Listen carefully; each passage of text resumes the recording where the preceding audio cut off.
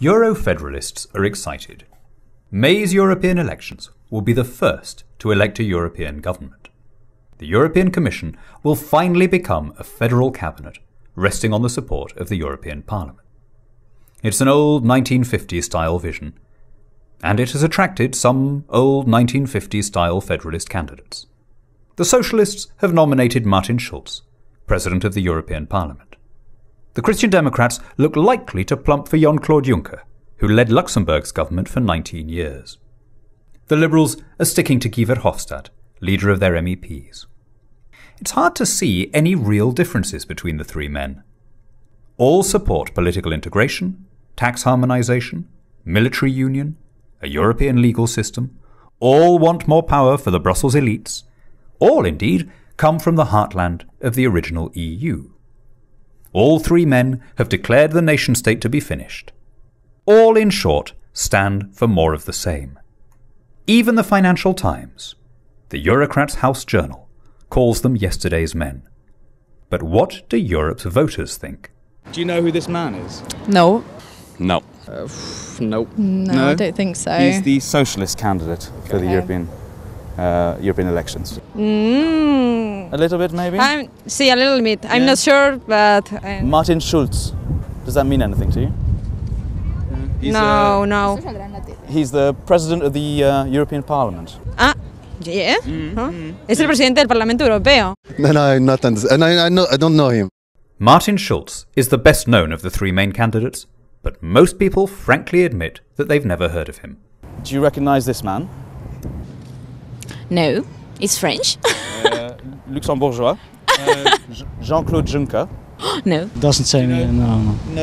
No. Jean-Claude Juncker may have run the Grand Duchy for 19 years and chaired the Eurozone group, but 2/3 of Europeans have no idea who he is. Do you recognise this man? I think I saw him on the news somewhere, but... Do you know his name? Sorry. I saw him. He's Finnish. No, he's Belgian. Belgium. Yeah. His name is Guy Verhofstadt. I don't know the name. Big gays. I've had that before today. It's similar, yeah. Yeah, I don't know. It's not Bill Gates? I've already seen him, yeah. No. No. No idea. Guy Verhofstadt was Belgium's Prime Minister, but only 2% of Europeans say that they know a lot about him. It won't do to say that people will take more interest as the EU takes more power. It's been taking more power for 35 years, and turnout keeps falling. According to our poll, most people think that Brussels has already acquired too many powers from the nation-states.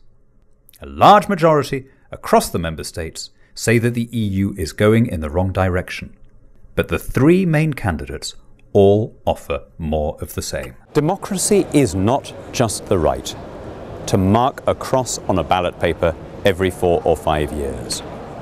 Democracy also depends on a relationship between government and governed.